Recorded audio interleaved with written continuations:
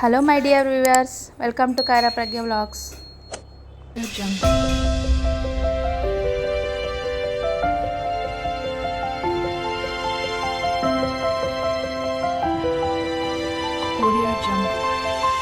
ఇప్పుడు మిర్చీస్ తీసుకొని అన్నీ మధ్య కట్ చేసేసి దాంట్లో ఉన్న విత్తులన్నీ తీసేసేవాలండి.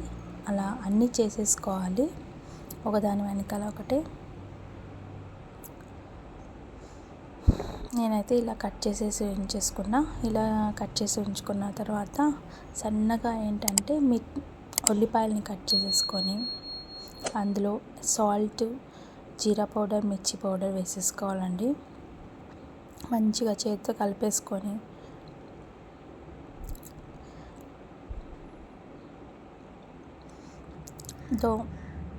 మిరపకాయలు స్టఫ్ చేసేసుకోవాలి. అలా అన్నిటినీ స్టఫ్ చేసుకున్న తర్వాత శనగపిండిని కలుపుకోవాలి. ఇప్పుడు మనం శనగపిండిలో కొంచెం రైస్ ఫ్లోర్ కూడా వేసుకోవాలి. అప్పుడు క్రిస్పీగా ఉంటుంది. అందులోనే ఉప్పు, పసుపు, కారం, కొంచెం కారం చూసుకొని వేసుకోవాలి. ఎందుకంటే ఆల్రెడీ మనం వేసాం కాబట్టి. అందులోనే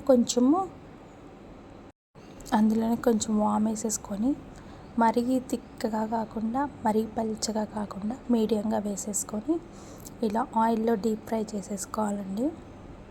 ఒకదాని వెనకాల ఒకటి.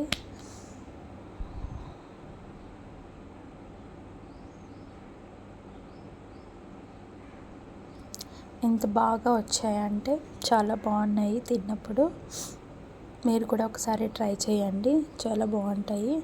ఇలా ట్రై చేయండి. నేను ఏంటంటే ఇలా పిల్లల కోసం అని చెప్పేసి ఇలా ట్రై చేశాను. ఎక్కువ కారం ఉండదు కాబట్టి.